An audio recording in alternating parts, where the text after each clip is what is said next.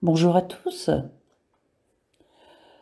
Lors de ma lecture de la parole, du passage de Matthieu 4, 1 à 11, je ne lirai pas ce passage maintenant, vous pourrez le lire chez vous. C'est le passage qui relate la tentation de Jésus dans le désert. En le lisant, le Saint-Esprit m'a saisi fortement et m'a vraiment poussé à analyser plus profondément un procédé du diable pour tenter Jésus. Et sur les 3 tentations, il m'a sensibilisé sur une en particulier, et c'est de celle-ci qu'on va parler. Nous constatons dans le passage de Matthieu 4 que le diable connaît la parole et que Satan se sert de la parole pour tenter Jésus.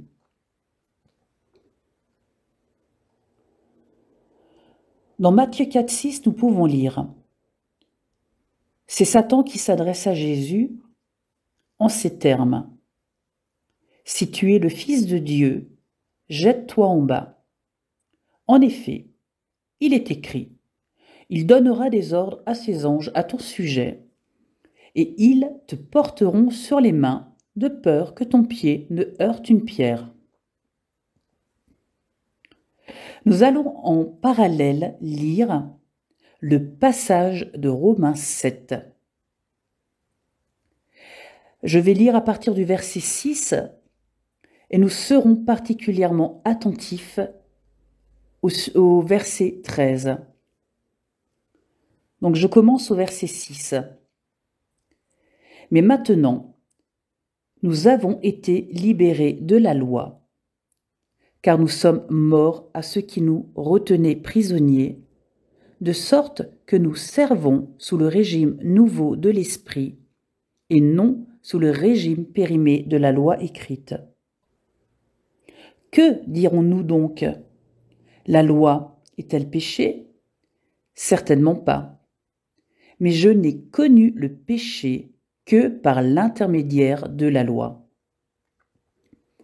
En effet, je n'aurais pas su ce qu'est la convoitise si la loi n'avait pas dit « tu ne convoiteras pas ». Saisissant l'occasion offerte par ce commandement, le péché a produit en moi toutes sortes de désirs. En effet, sans loi, le péché est mort. Pour ma part, sans loi, je vivais autrefois. Mais quand le commandement est venu, le péché a repris vie et moi, je suis mort. Il s'est trouvé que le commandement qui devait conduire à la vie m'a conduit à la mort. En effet, le péché, saisissant l'occasion offerte par le commandement, m'a trompé et par lui m'a donné la mort. Ainsi donc, la loi est sainte et le commandement est saint, juste et bon. Donc nous arrivons au verset 13. Ce qui est bon est-il donc devenu synonyme de mort pour moi? Certainement pas. Au contraire, c'est la faute du péché. Il s'est manifesté comme péché en me donnant la mort par ce qui est bon, et ainsi par l'intermédiaire du commandement, il montre son caractère extrêmement mauvais. Je relis ce qui est important pour nous, c'est la faute du péché qui s'est manifestée comme péché en se servant de ce qui est bon pour donner la mort par l'intermédiaire de la loi et montre ainsi son caractère extrêmement mauvais. Et c'est exactement une stratégie que l'ennemi utilise également. Quand il vient nous insuffler ses pensées de manière sournoise, semant la mort en se servant de la parole. Parole qui est bonne sainte qui apporte la vie, car c'est une loi spirituelle instituée de Dieu. Dans Jean 6, 63, nous pouvons lire que c'est l'esprit qui vivifie, la chair ne sert de rien, les paroles que je vous ai dites sont esprit et vie. Cette stratégie de l'ennemi, qui s'appuie sur la parole, est l'une des plus difficiles à déceler, car elle se sert de la parole, et de ce fait, elle semble spirituelle et plaire à Dieu. Nous venons de voir que la parole apporte la vie, car elle est esprit et vie. Quand l'ennemi agit, il sème la mort, la destruction, par la manipulation, par la ruse, par le mensonge, ce qui sème souvent l'oppression.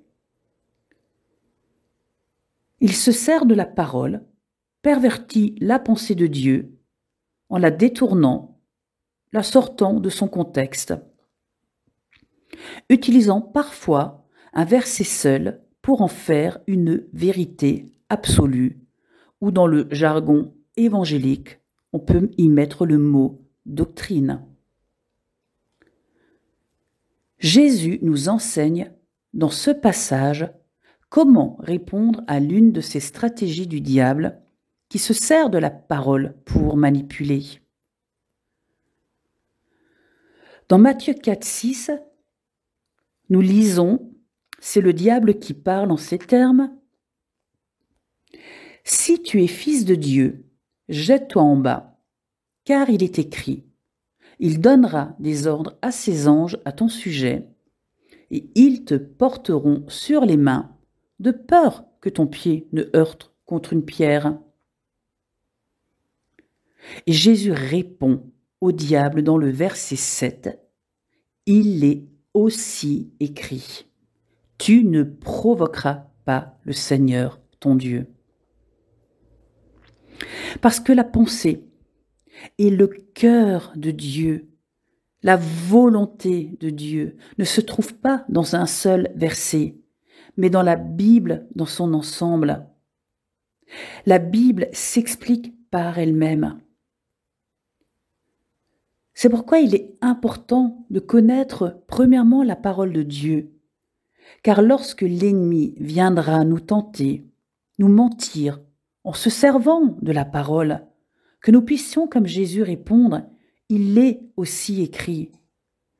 Alors, soyons vigilants afin de ne pas tomber dans ce piège de l'ennemi qui se sert de la parole, de ce qui est bon, de ce qui est juste, de ce qui est saint, pour voler, égorger et détruire.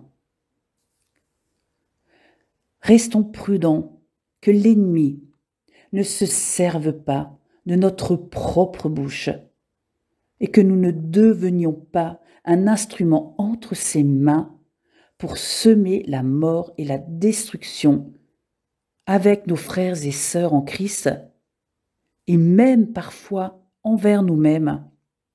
Tout ceci sous couvert de la parole de Dieu qui est pourtant esprit et vie. Cette stratégie du diable, cette arme de destruction massive, se déguise dans nos églises sous le visage de l'esprit religieux, qui se veut très spirituel, très obéissant, mais sème la mort et non la vie de l'esprit, souvent en jugeant, en condamnant, en exigeant une obéissance, instaurant le contrôle, le pouvoir, par l'intimidation, le mensonge, la peur, le chantage, etc. Et toujours un verset dans la bouche pour justifier cette attitude.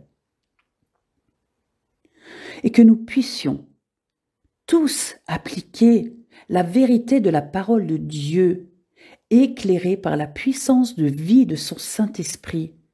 Car dans 2 Corinthiens 3,6, il est écrit « Il nous a aussi rendus capables d'être ministres d'une nouvelle alliance, non de la lettre, mais de l'esprit, car la lettre tue, mais l'esprit vivifie. »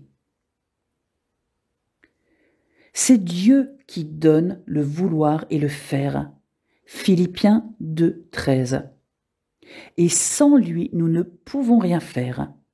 Jean 15,5. Et la Bible dit que c'est l'Esprit qui convainc de péché, de justice et de jugement. Jean 16,8. Et Zacharie 4,6 nous rappelle que ce n'est ni par la force, ni par la puissance, mais par son esprit. Et je conclurai par une parole de Jésus dans Matthieu 11,30. Jésus a dit que son joug est doux et son fardeau léger. Alors que nous puissions avoir un cœur disposé et une bouche remplie de son Saint-Esprit, l'Esprit de vérité et l'Esprit de vie. Merci à tous, soyez tous richement bénis.